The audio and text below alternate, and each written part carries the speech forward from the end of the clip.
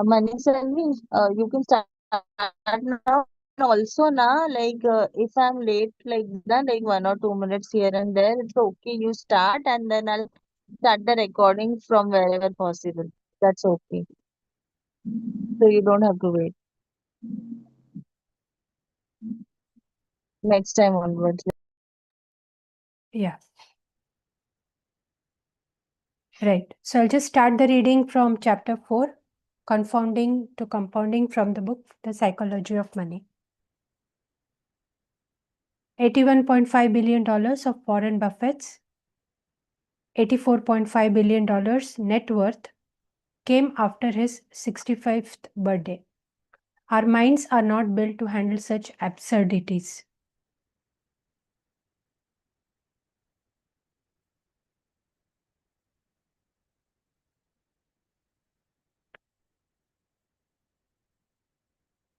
Lessons from one field can often teach us something important about unrelated fields.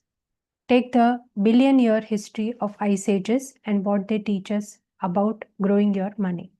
Our scientific knowledge of Earth is younger than you might think.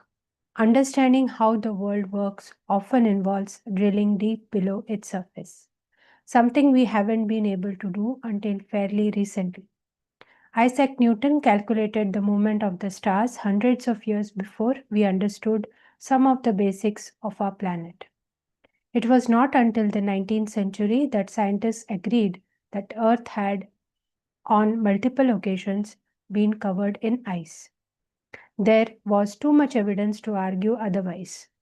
All over the world sat fingerprints of a previously frozen world, huge boulders striven in random locations, rock beds scraped down to thin layers. Evidence became clear that there had not been one ice age, but 5 distinct ones we could measure. The amount of energy needed to freeze the planet, melt it anew, and freeze it over yet again is staggering. What on earth literally could be causing these cycles? It must be the most powerful force of our planet. And it was, just not in the way anyone expected. There were plenty of theories about why ice ages occurred. To account for their enormous geological influence, the theories were equally grand. The uplifting of mountain ranges, it was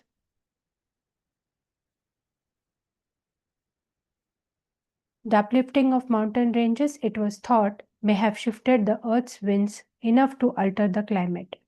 Others favored the idea that ice was the natural state, interrupted by massive volcanic eruptions that warmed us up. But none of these theories could account for the cycle of ice ages.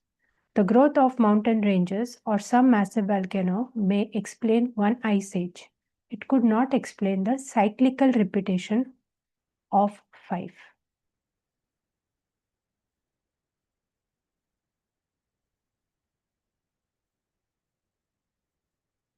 In the early 1900s, a Serbian scientist named Milutin Milankovic studied the Earth's position relative to other planets and came up with the theory of ice ages that we now know is accurate. The gravitational pull of the Sun and Moon gently affects the Earth's motion and tilt toward the Sun. During parts of this cycle, which can last tens of thousands of years, each of the Earth's hemispheres gets a little more or a little less solar radiation than they are used to. And that is where the fun begins. Milankovic's theory initially assumed that a tilt of the Earth's hemispheres caused ravenous winters cold enough to turn the planet into ice. But a Russian meteorologist named Vladimir, Vladimir Kopin dug deeper into Milankovic's work and discovered a fascinating nuance. Moderately cool summers, not cold winters, were the icy culprit. It begins when the summer never gets warm enough to melt the previous winter's snow. The leftover ice base makes it easier for snow to accumulate the following winter, which increases the odds of snow sticking around in the following summer, which attracts even more accumulation the following winter. Perpetual snow reflects more of the sun's rays, which exacerbates cooling, which brings more snowfall and on and on. Within a few hundred years, a seasonal snowpack grows into a continental ice sheet, and you are off to the races. The same thing happens in reverse. An orbital tilt, letting more sunlight in, melts more of the winter snowpack, which reflects less light the following years, which increases temperatures, which prevents more snow the next year, and so on. That's the cycle. The amazing thing here is how big something can grow from a relatively small change in conditions.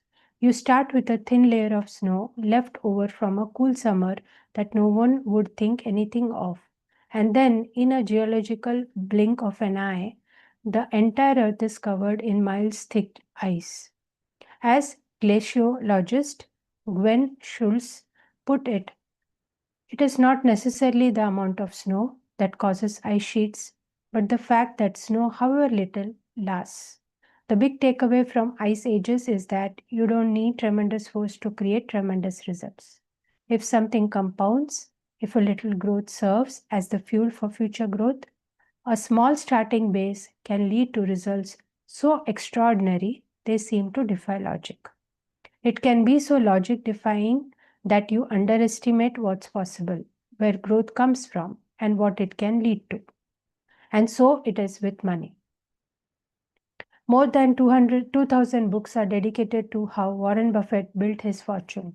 Many of them are wonderful, but few pay enough attention to the simplest fact: Buffett's fortune isn't due to just being a good investor, but being a good investor since he was literally a child. As I write, this Warren Buffett's next net worth is $84.5 billion. Of that, $84.2 billion was accumulated after his 50th birthday. $81.5 billion came after he qualified for Social Security in his mid 60s. Warren Buffett is a phenomenal investor, but you miss a key point if you attach all of his success to investing acumen. The real key to his success is that he's been a phenomenal investor for 3/4 of a century. Had he started investing in his 30s and retired in his 60s, few people would have ever heard of him. Consider a little thought experiment. Buffett began serious investing when he was 10 years old. By the time he was 30, he had a net worth of $1 million or $9.3 million adjusted for inflation. What if he was a more normal person spending his teens and 20s exploring the world and finding his passion? And by age 30, his net worth was, say, $25,000. And let's say he still went on to earn the extraordinary annual investment returns he is able to generate 22% annually, but quit investing and retired at age 60 to play golf and spend time with his grandkids. What would a rough estimate of his net worth be today? Not 84.5 billion, $11.9 million, 99.9% less than his actual net worth. Effectively, all of Warren Buffett's financial success can be tied to the financial base he built in his pubescent years and the longevity he maintained in his geriatric years. His skill is investing, but his secret is time. That's how compounding works. Think of this another way. Buffett is the richest investor of all time, but he is not actually the greatest, at least not when measured by average annual returns. Jim Simons, head of the hedge fund Renaissance Technologies, has compounded money at 66% annually since 1988. No one comes close to this record. As we just saw, Buffett has compounded at roughly 22% annually, a third as much. Simon's net worth, as I write, is $21 billion. He is, and I know how ridiculous this sounds, given the numbers we are dealing with 75% less rich than Buffett. Why the difference? If Simons is such a better investor, because Simons did not find his investment stride until he was 50 years old. He's had less than half as many years to compound as Buffett. If James Simons had earned his 66% annual return for the 70-year span Buffett has built his wealth, he would be worth, please hold your breath, 63 quintillion, quintillion, 900 quadrillion, 781 trillion, 780 billion, 748 million, $160,000. These are ridiculous impractical numbers. The point is that what seems like small changes in growth assumptions can lead to ridiculous impracticable practical numbers. And so when we are studying why something got to become as powerful as it has, why an ice age formed, or why Warren Buffett is so rich, we often overlook the key drivers of success. I have heard many people say the first time they saw a compound interest table or one of those stories about how much more you would have for retirement if you began saving in your 20s versus your 30s changed their life. But it probably didn't. What it likely did was surprise them because the results intuitively didn't seem right. Linear thinking is so much more intuitive than exponential thinking. If I ask you to calculate 8 plus 8 plus 8 and so on in your head, you can do it in a few seconds. It's 72. If I ask you to calculate 8 into 8 into 8, so on, your head will explode. It's 1 1 3 4 2 1 7 7 2 8. IBM made a 3.5 megabyte hard drive in the 1950s. By the 1960s, things were moving into a few dozen megabytes. By the 1970s, IBM's Winchester drive held 70 megabytes. Then drives got exponentially smaller in size with more storage. A typical PC in the early 1990s held 200 to 500 megabytes. And then, wham, things exploded. 1999, Apple's iMac comes with a 6 gigabyte hard drive. 2003, 120 gigs on the Power Mac. 2006, 250 gigs on the new iMac. 2011, first 4 terabyte hard drive. 2017, 60 terabyte hard drives. And 2019, 100 terabyte hard drives.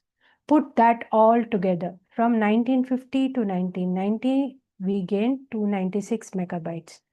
From 1990 through today, we gained 100 million megabytes. If you were a technology optimist in the 1950s, you may have predicted that practical storage would become 1,000 times larger, maybe 10,000 times larger, if you were swinging for the fences. Few would have said 30 million times larger within my lifetime, but that's what happened. The counterintuitive nature of compounding leads even the smartest of us to overlook its power.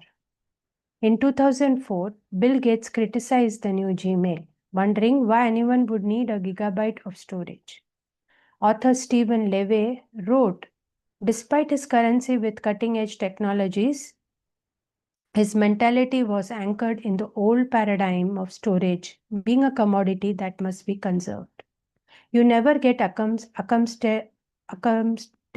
to how quickly things can go. You never get accustomed to how quickly things can grow. The danger, Accustomed. yeah, Custom. I'm not able to spell it right, I guess. Accustomed, Yeah, okay, yeah, that I to have how to. quickly things can grow. The danger here is that when compounding isn't intuitive, we often ignore its potential and focus on solving problems through other means. Not because we are overthinking, but because we rarely stop to consider compounding potential.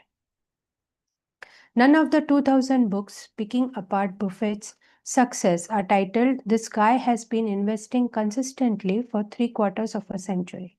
But we know that the key to the majority of his success is just hard to wrap around your head around that math because it's not intuitive. There are books on economic cycles, trading strategies, and sector bets. But the most powerful and important book should be called Shut Up and Wait. It's just one page with a long term chart of economic growth. The practical takeaway is that the counterintuitiveness of compounding may be responsible for the majority of disappointing trades, bad strategies, and successful investing attempts. You can't blame people for devoting all their effort in what they learn and what they do to trying to earn the highest investment returns. It intuitively seems like the best way to get rich. But good investing isn't necessarily about earning the highest returns because the highest returns tend to be one-off hits that can't be repeated. It's about earning pretty good returns that you can stick with and which can be repeated for the longest period of time. That's when compounding runs wild. The opposite of this, earning huge returns that can't be held on to, leads to some tragic stories. We will need the next chapter to tell them. So this is, I think, the end of the chapter 4. Anyone would like to read chapter 5?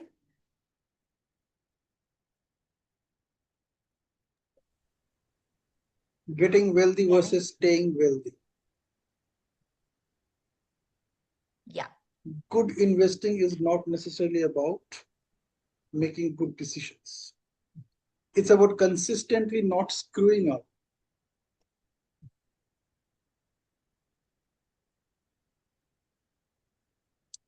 There are a million ways to get wealthy and plenty of books on how to do so. But there is only one way to stay wealthy, some combination of frugality and paranoia. And that's a topic we don't discuss enough. Let's begin with a quick story about two investors, neither of whom knew the other, but whose paths crossed in an interesting way almost a century ago. Jess Livermore was the greatest stock market trader of his day. Born in 1877, he became a professional trader before most people knew you could do such a thing. By age 30, he was worth the inflation adjusted equivalent of $100 million.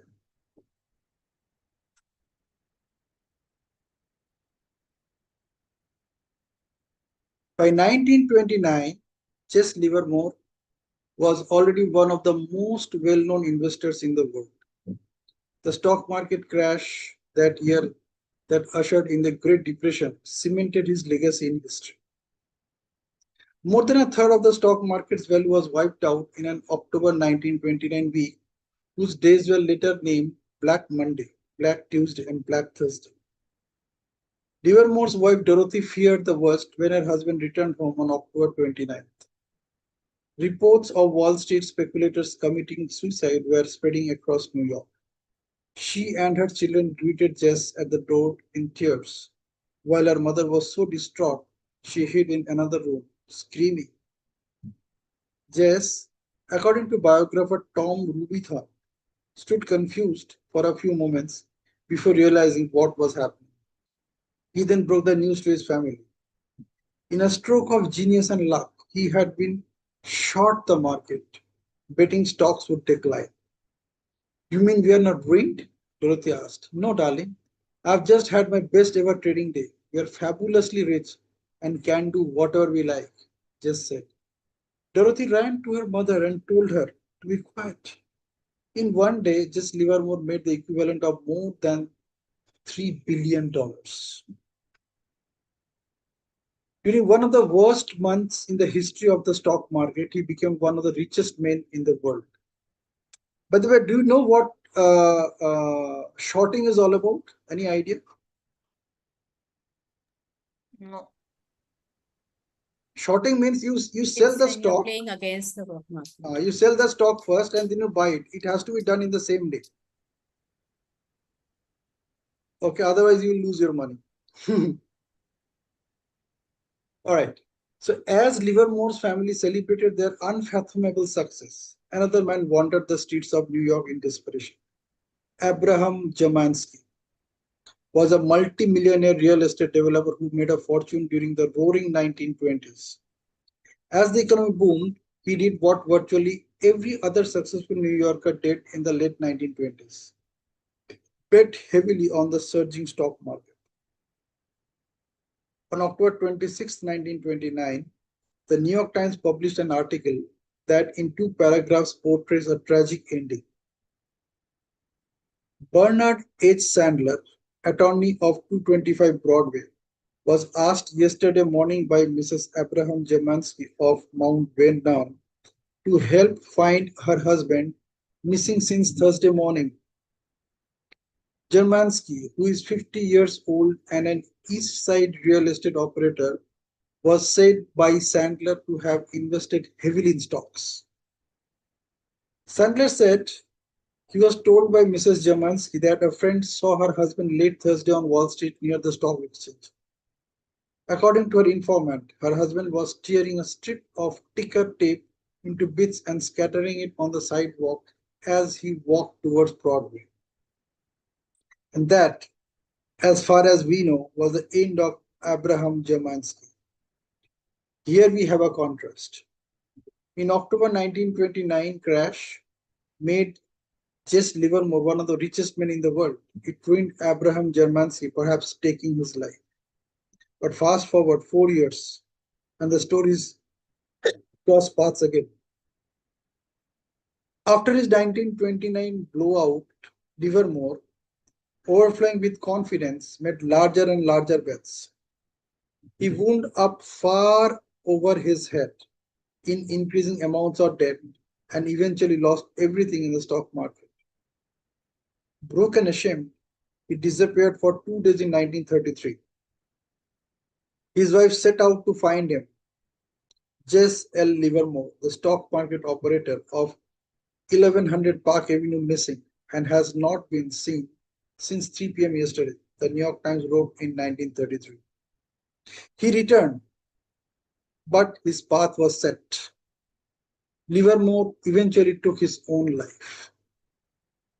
Timing was different, but Germans and Livermore shared a character trait. They were both very good at getting wealthy and equally bad at staying wealthy. Even if wealthy is not a word you would apply to yourself, the lessons from that observation apply to everyone at all income levels. Getting money is one thing, keeping it is another.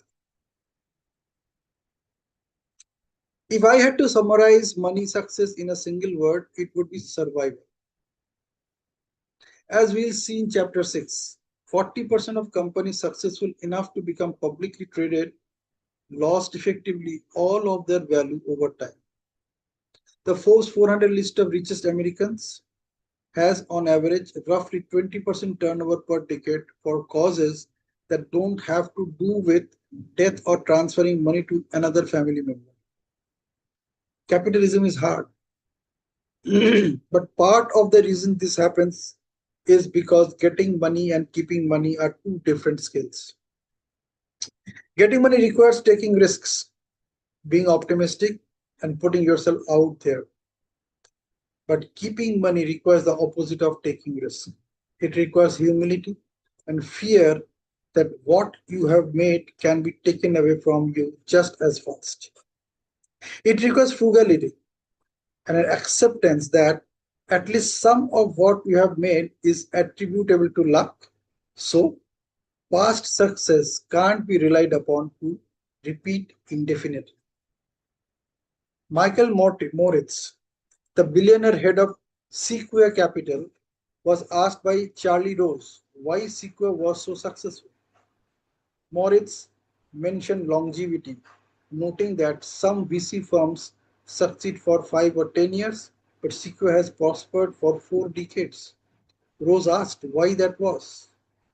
Moritz: I think we have always been afraid of going out of business.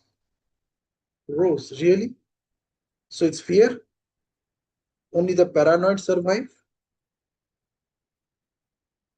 Moritz: there's a lot of truth to that. We assume that tomorrow won't be like yesterday. We can't afford to rest on our laurels. We can't be complacent. We can't assume that yesterday's success translates into tomorrow's good fortune. Here again, survival, not growth or brains or insight. The ability to stick around for a long time without wiping out or being forced to give up is what makes the biggest difference. This should be the cornerstone of your strategy, whether it's in investing or your career or a business you own. There are two reasons why a survival mentality is so key with money. One is the obvious: few gains are so great that they are worth wiping yourself out over. The other, as we saw in chapter 4, is the counterintuitive math of compounding. Compounding only works if you can give an asset years and years to grow. It's like planting oak trees. A year of growth will never show much progress. 10 years can make a meaningful difference, and 50 years can create something absolutely extraordinary. But getting and keeping that extraordinary growth requires surviving all the unpredictable ups and downs that everyone inevitably experiences over time. We can spend years trying to figure out how Buffet achieved his investment returns, how he found the best companies, the cheapest stocks, the best managers. That's hard. Less hard, but equally important, is pointing out what he didn't do. He didn't get carried away with debt. He didn't panic and sell during the 14 recessions he has lived through. He didn't sully his business reputation. He didn't attach it himself to one strategy, one worldview, or one passing trend. He didn't rely on others' money. Managing investment through a public company meant investors couldn't withdraw their capital. He didn't burn himself out and quit or retire. He survived.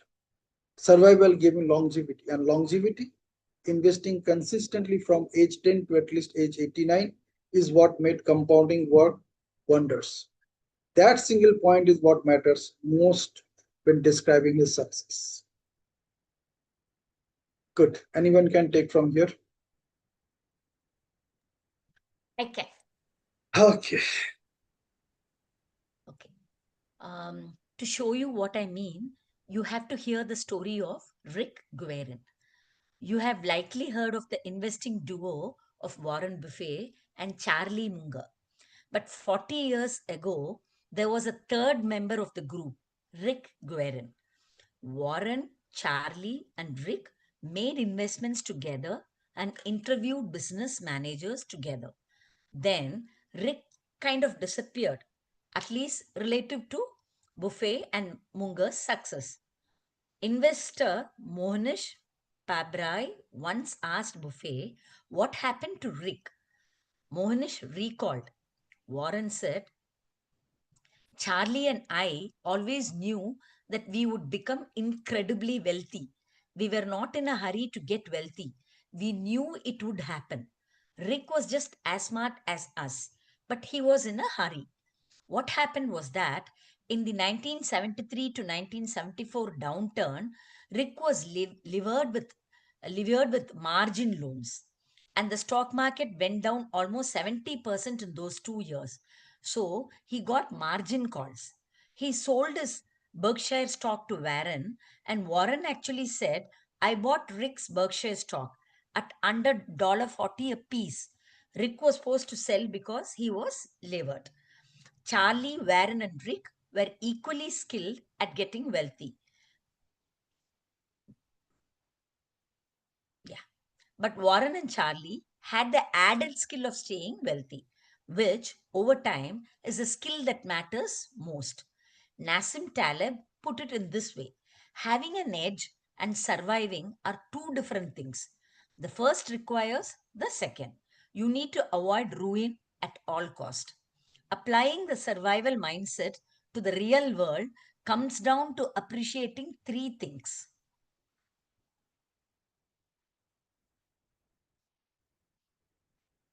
Number one, more than I want big returns, more than I want big returns, I want to be financially unbreakable. And if I am unbreakable, I actually think I will get the biggest return because I will be able to stick around long enough for compounding to work wonders. No one wants to hold cash during a bull market.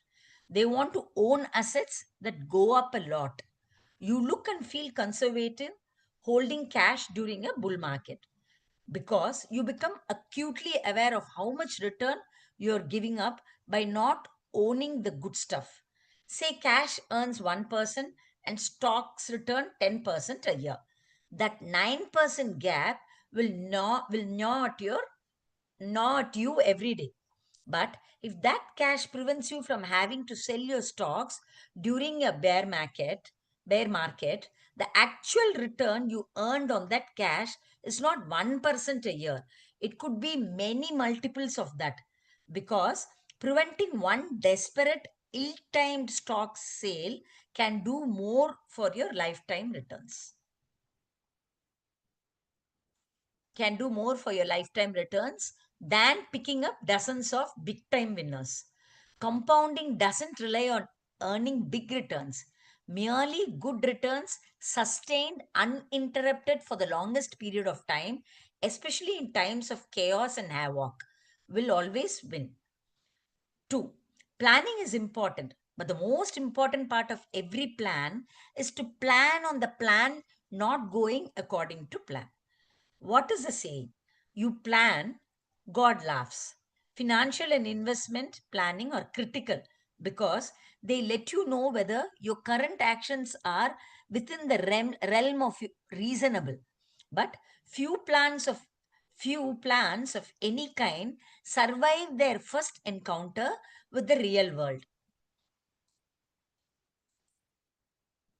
If you are projecting your income, savings rate and market returns over the next 20 years, think about all the big stuff that has happened in the last 20 years that no one could have foreseen. September 11th, a housing boom and bust that caused nearly 10 million Americans to lose their homes, a financial crisis that caused almost 9 billion to lose their jobs, a record-breaking stock market rally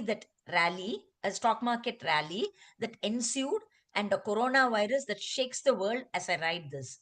A plan is only useful if it can survive reality, and a future filled with unknowns is everyone's reality. A good plan doesn't pretend this weren't true. It embraces it and emphasizes room for error.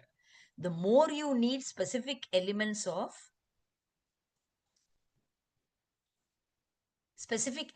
a plan to be true, the more fragile your financial life becomes. If there is enough room for error in your savings rate, that you can say, I would be great if the market returns 8% a year over the next 30 years, but if it only does 4% a year, I will still be okay. The more valuable your plan becomes. Many bets fail not because they are wrong, but because they were mostly right in a situation that required things to be exactly right. Room for error, often called margin of safety, is one of the most underappreciated forces in finance. It comes in many forms: a, fru- a frugal budget, flexible thinking, and a loose timeline. Anything that lets you live happily with a range of outcomes. It is different from being conservative. Conservative is avoiding a certain level of risk.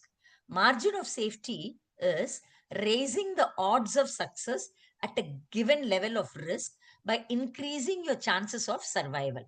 It is magic. Its magic is that the higher your margin of safety, the uh, smaller your edge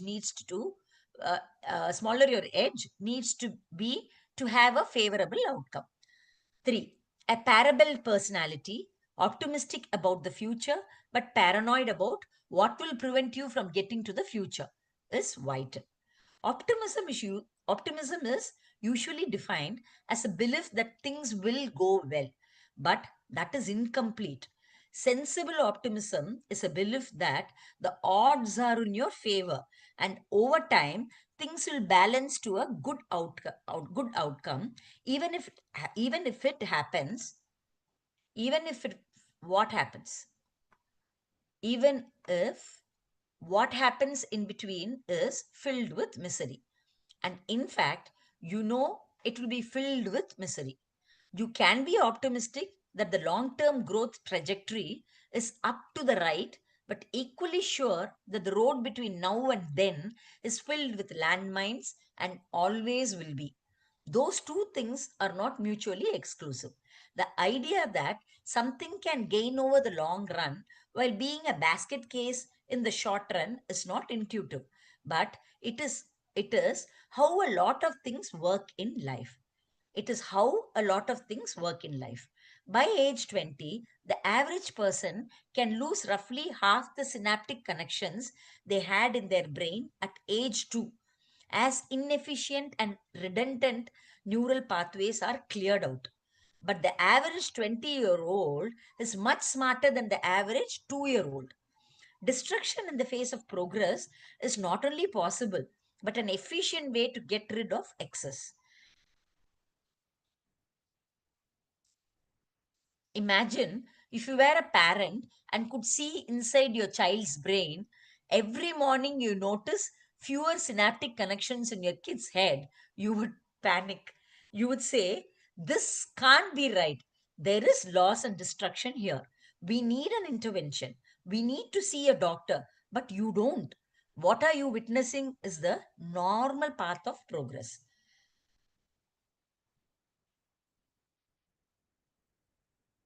Economies, markets, and carriers often follow a similar path: growth amid loss. Here is how the US economy performed over the last 170 years. So the GDP per capita is given, and GDP per capita, that log scale is given. So how the GDP raises from the figure from the x-axis to the y-axis.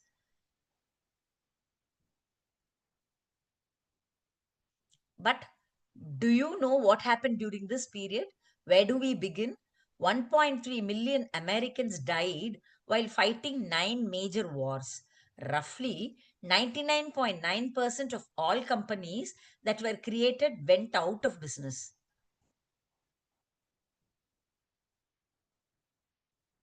Four US presidents were assassinated. 675,000 Americans died in a single year from a flu pandemic. 30 separate natural disasters killed at least 400 Americans each. 33 recessions lasted a cumulative 48 years. The number of forecasters who predicted any of those recessions rounds to zero. The stock market fell more than 10% from a recent high at least 102 times, 102 times. Stocks lost a third of their value at least 12 times. Annual inflation exceeded 7% in 20 separate years. The words economic pessimism appeared in newspapers at least 29,000 times, according to Google. Our standard of living increased 20-fold in these 170 years, but barely a day went by that lacked tangible reasons for pessimism.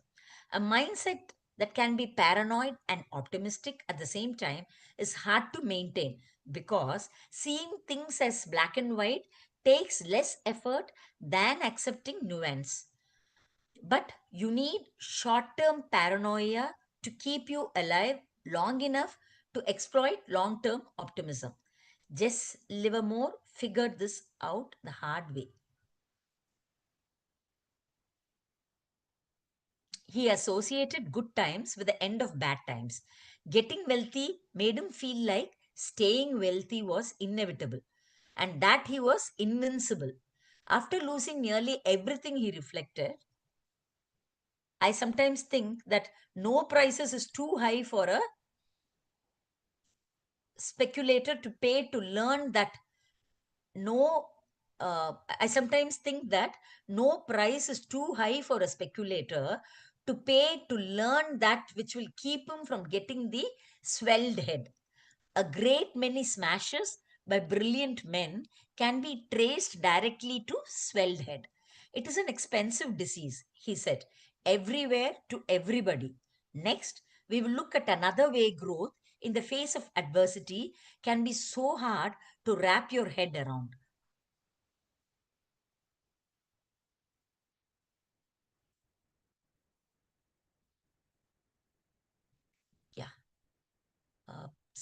Anybody can take it up from here?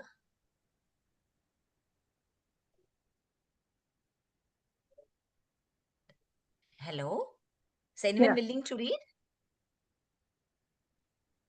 Is anybody willing to read from chapter 6?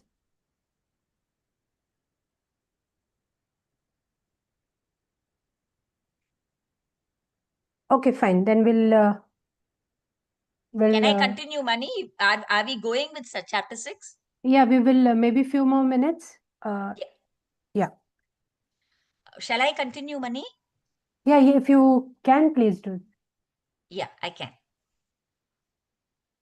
Chapter 6, Tails You Win. You can be wrong half the time and still make a fortune.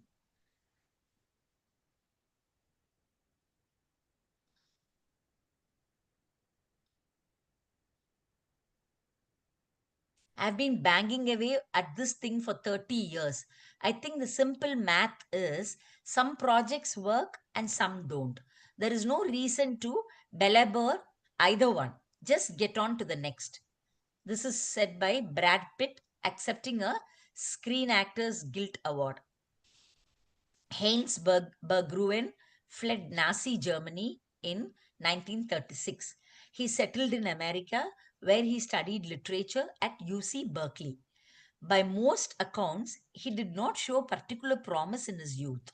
But by the 1990s, Berggruen, is it correct? Berggruen was, by any measure, one of the most successful art dealers of all time. In 2000, Berggruen sold part of his massive collection of Picassos, Braques, Klees, and Matisses to the German government for more than 100 million euros. It was just a bargain that the Germans effectively considered it a donation. The private market value of the collection was well over $1 billion. That one person can collect huge quantities of masterpieces is astounding. Art is as subjective as it gets. Art is as subjective as it gets. How could anyone have foreseen early in life what were to become the most sought after works of the country? You could say skill, you could say luck. The investment firm Horizon Research has a third explanation, and it is very relevant to investors. The great investors bought vast quantities of art, the firm writes. A subset of the collections turned out to be a great investments, and they were held for a sufficiently long period of time to allow the portfolio return to converge upon the return of the best elements in the portfolio. That is all that happens. The great art dealers operated like index funds. They bought everything they could, and they bought it in portfolios, not individual pieces they happened to like. Then they sat and waited for a few winners to emerge. That is all that happens. Perhaps 99% of the works someone like Berggruen acquired in his life turned out to be of little value.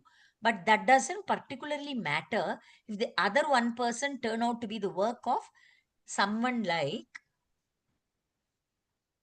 Picasso. Berggruen could be wrong most of the time and still end up stupendously right. A lot of things in business and investing work this way. Long tails, the farthest ends of a distribution of outcomes, have tremendous influence in finance, where a small number of events can account for the majority of outcomes. That can be hard to deal with.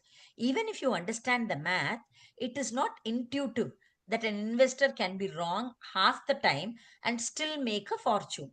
It means we underestimate how normal it is for a lot of things to fail, which causes us to overreact when they do.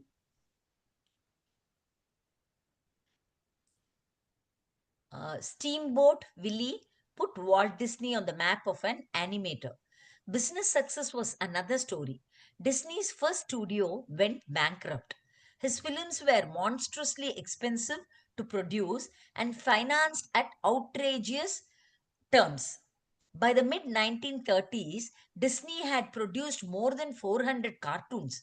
Most of them were short, most of them were beloved by viewers, and most of them lost a fortune. Snow White and the Seven Dwarfs changed everything. The $8 million it earned in the first 6 months of 1938 was an order of magnitude higher than anything the company earned previously. It transformed Disney Studios. All company debts were paid off. Key employees got retention bonuses.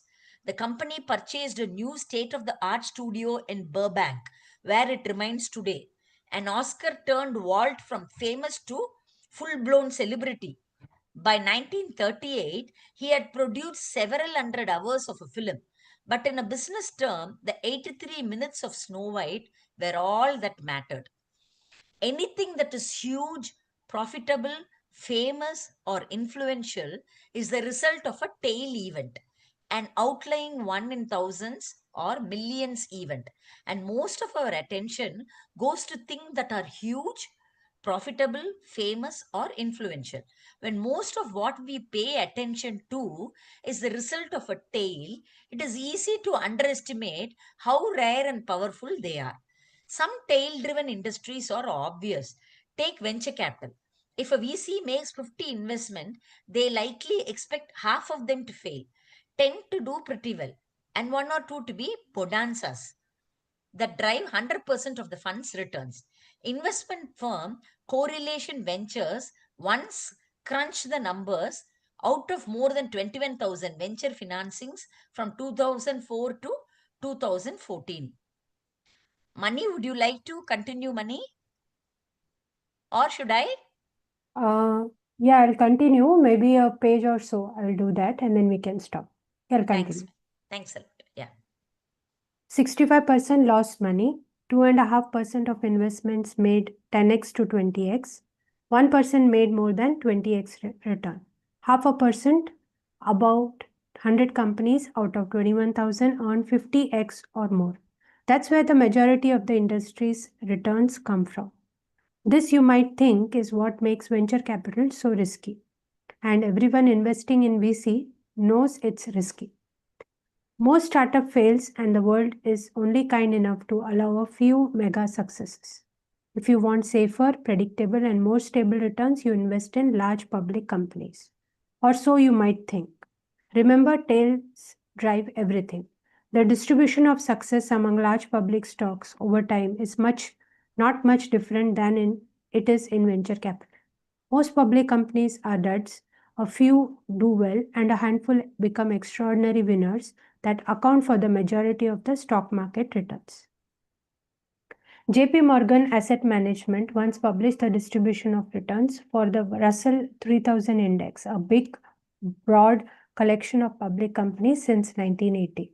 40% of all Russell's 3000 stock components lost at least 70% of their value and never recovered over this period. Effectively, all of the index's overall returns came from 7% of component companies that outperformed by at least 2 standard deviations. That's the kind of thing you would expect from venture capital, but it's what happened inside a boring, diversified index. This thumping of most public companies spares no industry. More than half of all public technology and telecom companies lose most of their value and never recover. Even among public utilities, the failure rate is more than 1 in 10. So this is percentage of company experiencing catastrophic loss from 1980 to 2014 under various fields, technology, telecom, so and so. The interesting thing here is that you have to have achieved a certain level of success to become a public company and a member of the Russell 3000. These are established corporations, not fly-by-night startups. Even still, most have lifespans measured in years, not generations. Right? I think it will go into more pages, so we can stop here for the day. Yeah.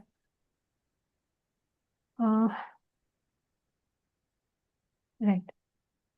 So just we can reflect back on whatever we read today and just discuss on what are the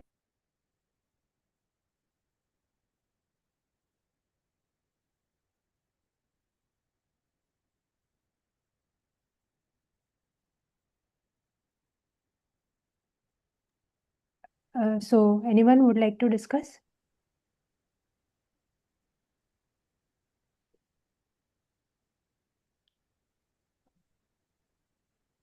I need to share. I mean, I have the understanding that here that like from the chapters that we read, that wealth creation, it's a long game, and uh, the real magic is in time and survival. So uh, you know that with respect to the compounding chapter, it says that uh, what it teaches us is the compounding is the main thing here, which is the engine for uh, getting extraordinary wealth. And uh, the other one is the it teaches us how survival, you know, that is the fuel tank. So without it, the engine stops. So and the other takeaway here is start early and stay long. So small and consistent gains over a long time, they beat the short burst of brilliance. And we have the example of Warren Buffett, where Warren Buffett fortune is not just from his high returns, but he had invested for almost 80 years. So your greatest time here is it's like it's time, and how much time you spend in this matters. And maybe you can feel the growth which happens very slow in the beginning, then it accelerates very sharp. And since our brain, you know, it thinks linearly, compounding is okay, it's exponential, that is, which is why its full power is often, you know, the fullest power of the brain is often underestimated. So we have to trust the process even when the progress is not there. Even if you don't see any progress, we'll have to trust in the process and wait for the returns to happen. And with respect to getting and staying rich, getting rich, you need to, it really requires optimism, and you'll have to take risk, and you have to be really bold and courageous. Whereas staying rich, it demands humility and caution and flexibility. So the lesson is your mindset is, once wealth begins to grow, then survival, you know, it comes automatically. So survival mindset is essential. And if you can't survive the short term, you won't see the benefits of the long term, is the takeaway which I think I'm able to share. Yeah. Yeah, Padma, thanks for the great summary. Thanks, ma'am. Anybody else would like to share their points?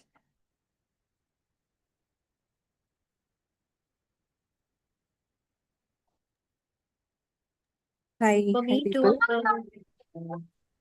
main point was the crux was compounding, the fact that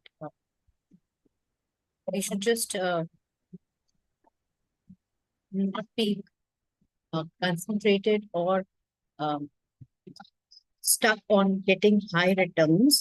We have to be practical enough to see that you generally have to go through the bumps in the road, and you know the market is always going to be uh, volatile. You just have to stick through your investment, provided you've done your due diligence about the kind of company that you have invested in or the stock that you've invested in. And then stay the course and not be influenced by the cyclical fluctuations that happen. So this was one point that stuck with me. The other point was that everyone uh, business has seen that after a lot of failures, it is just the 1 or 2% of those stocks or ventures that cover up all the losses. And this is not just in the business side of it. It is in, he's given examples of how it works in your film industry, how it works in the art business and all. So this is a fact of life that one should study, read, and see how it impacts you in your business decision, in your personal decisions as well. So I could relate it to the aspects wherein we are trying to make changes in ourselves also. So the compounding effect, as well as this, that you will fail in any venture, any new habit that you're trying to inculcate for yourself. So you will go through those ups and downs, but you have to stick to it, believe in the process, and once you get that momentum going, that the tail thing is going to come and make you see the impact of your small actions.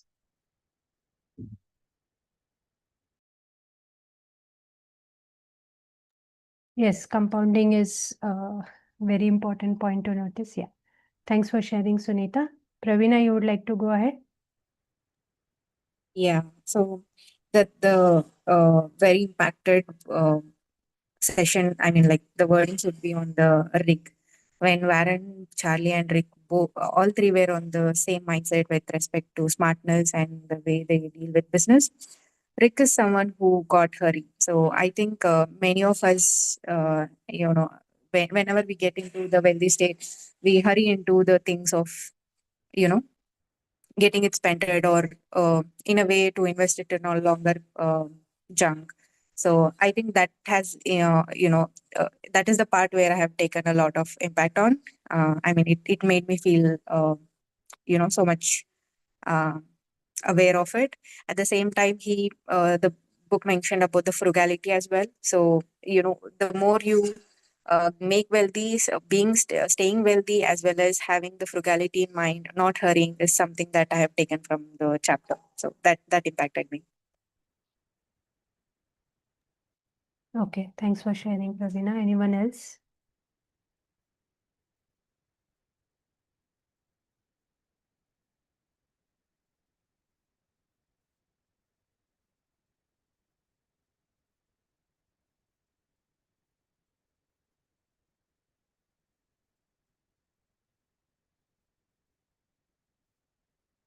Okay, for me, yes, compounding was the most important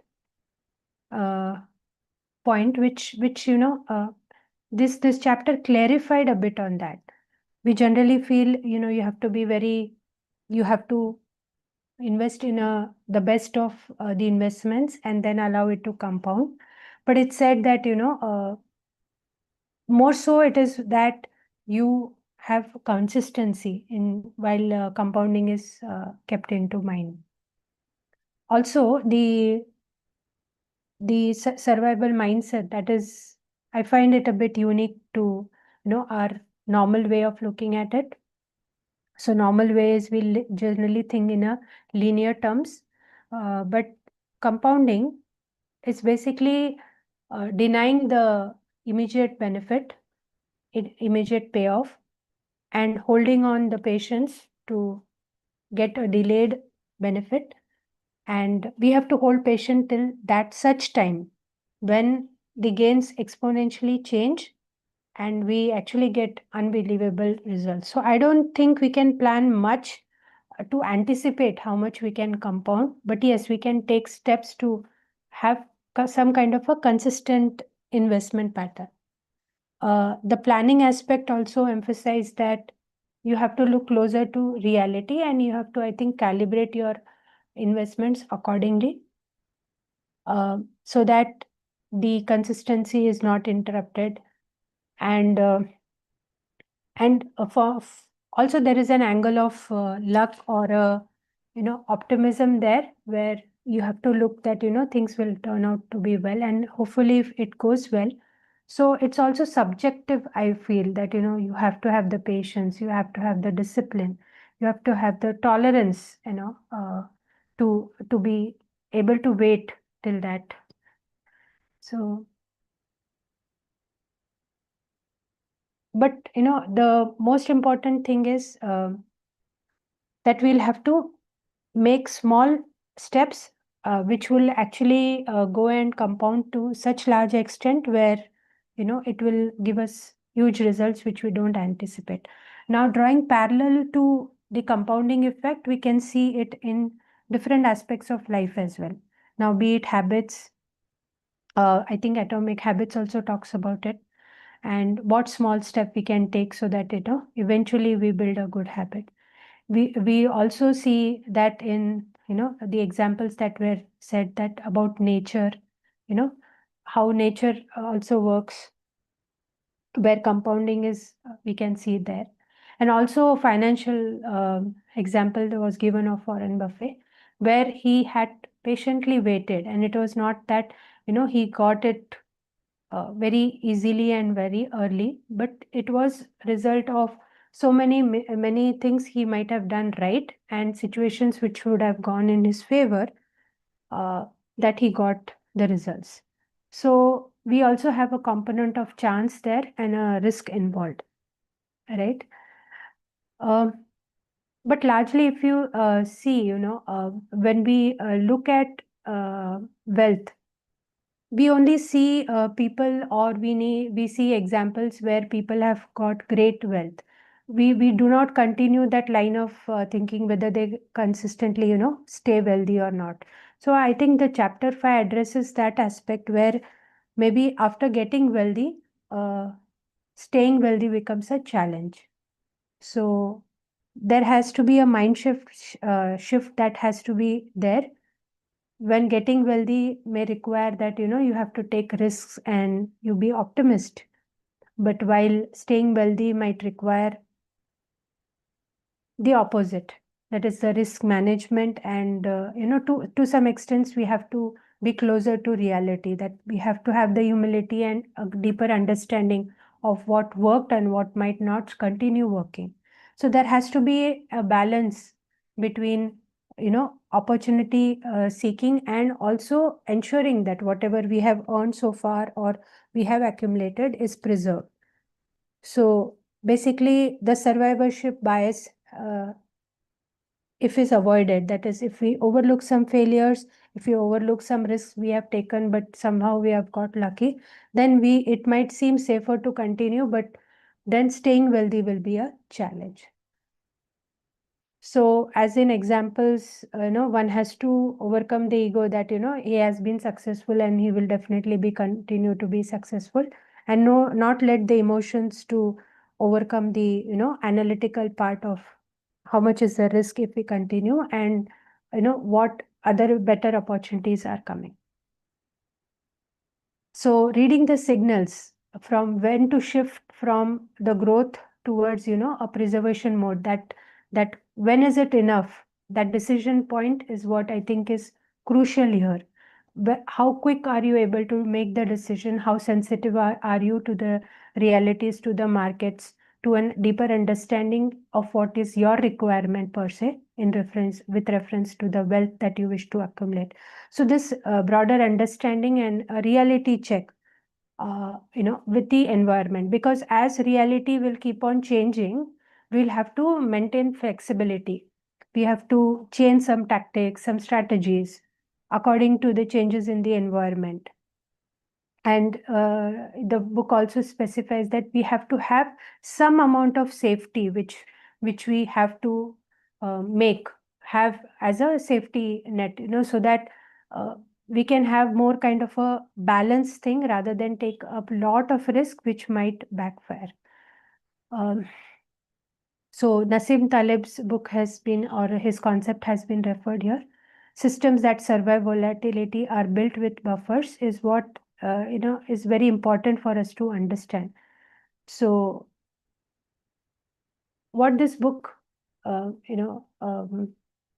this book is making me think is basically the wealth you see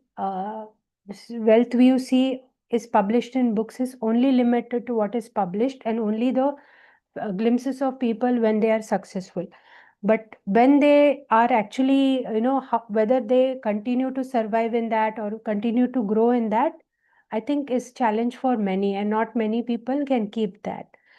So one has to understand what is the requirement from money the person has, in spite of just seeking, one has to just achieve that much of wealth But how much sustainable wealth can be maintained after that is a question one has to dwell deeper into.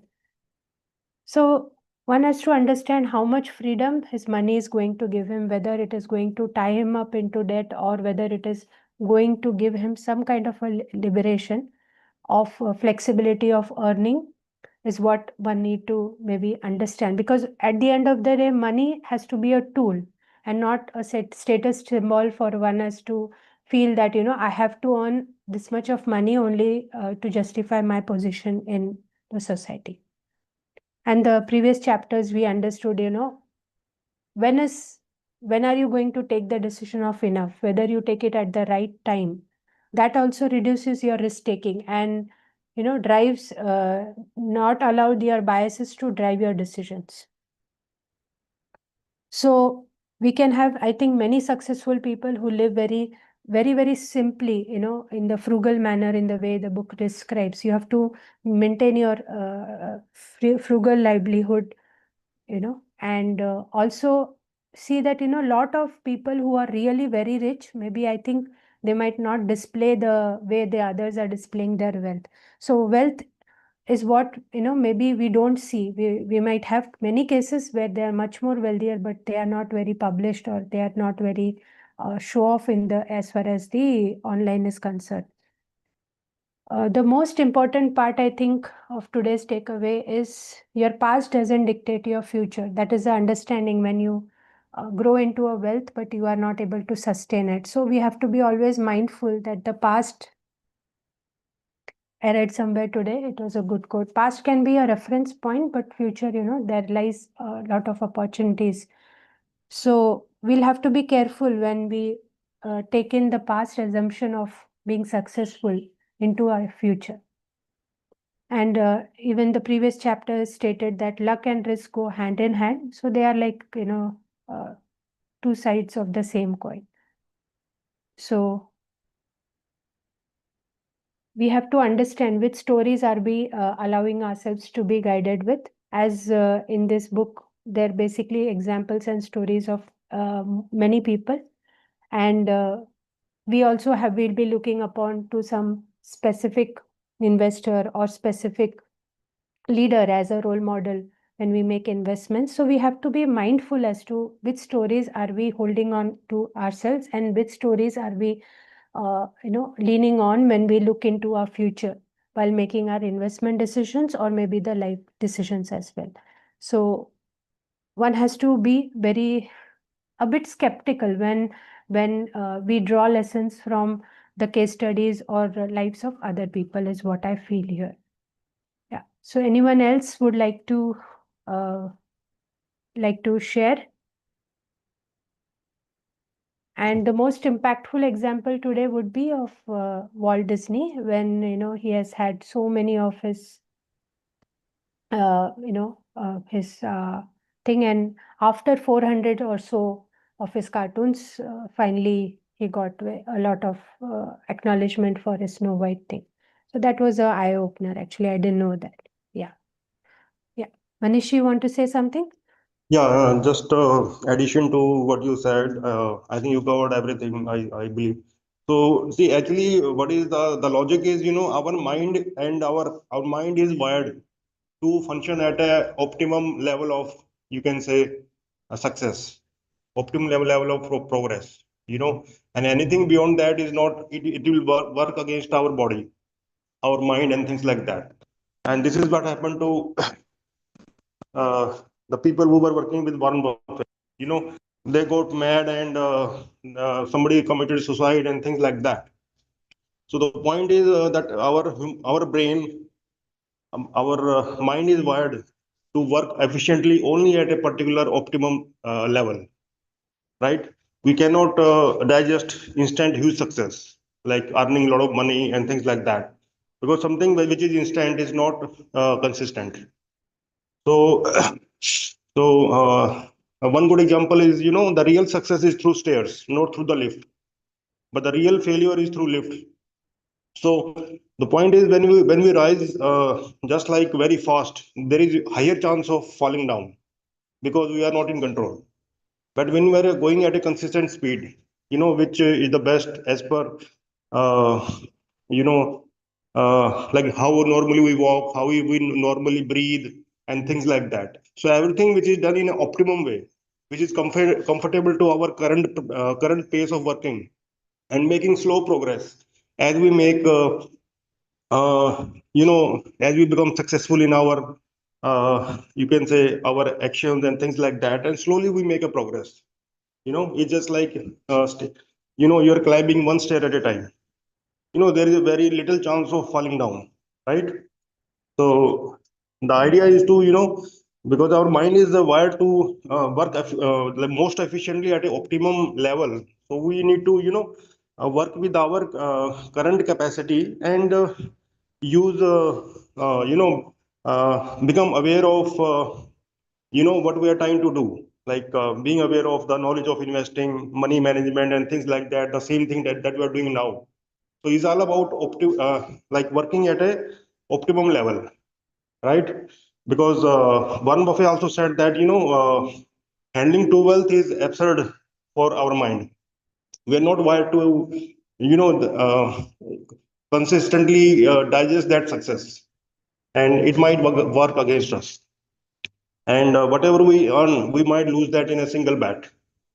So it's all about consistency and making consistent progress, and always believing that using this principle in the long run, you will always be a winner, and will be having a huge return. And one more thing is, we should not be connecting our success, our happiness with money, right? Because above a certain level of money, our happiness doesn't increase. So we should not be really tying ourselves, our ultimate success, happiness, with the material possessions, as it is stated in the book also.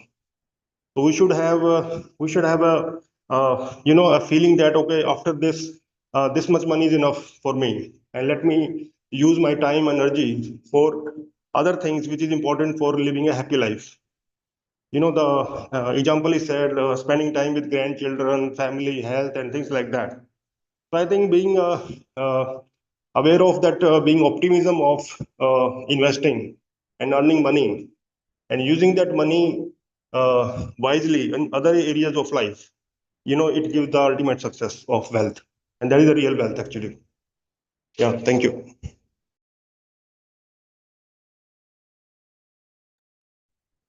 Thanks, Manishi. Is anyone else wanting to share, or can we call it a day? Okay, thanks everyone. So we'll meet tomorrow, same time, to continue reading the book from chapter 6. Thank you. Yeah. Thank you. Thank you, Manisalvi. Thank you, everyone.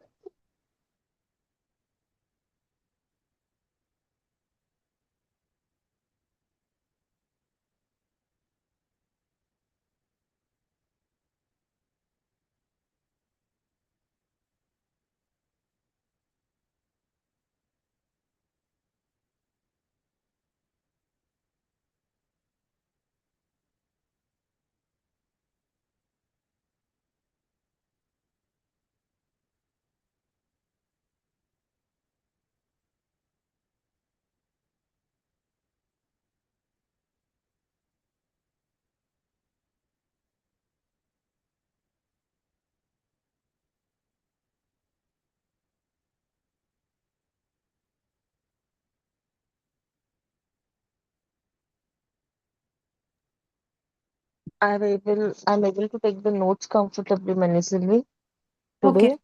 okay. Okay. I'll share them. You also have taken anything? I'm just trying to take it. Okay, okay. You can take, I can share, and you can share any additional points if you get. Yeah, We can keep that as a practice. So if anyone misses by chance, we don't miss it all, like types at least. yeah. So yeah, I'll just share what I've taken. Okay.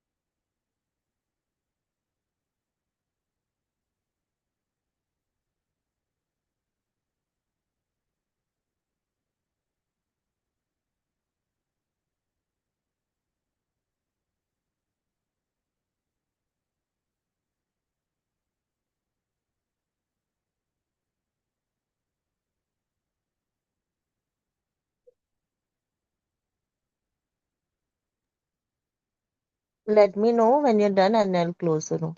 Yeah, you can close it. I'm done. Okay, cool. Yeah. Okay then. Thank you. Bye Thank you. bye. Bye. Take care. Bye.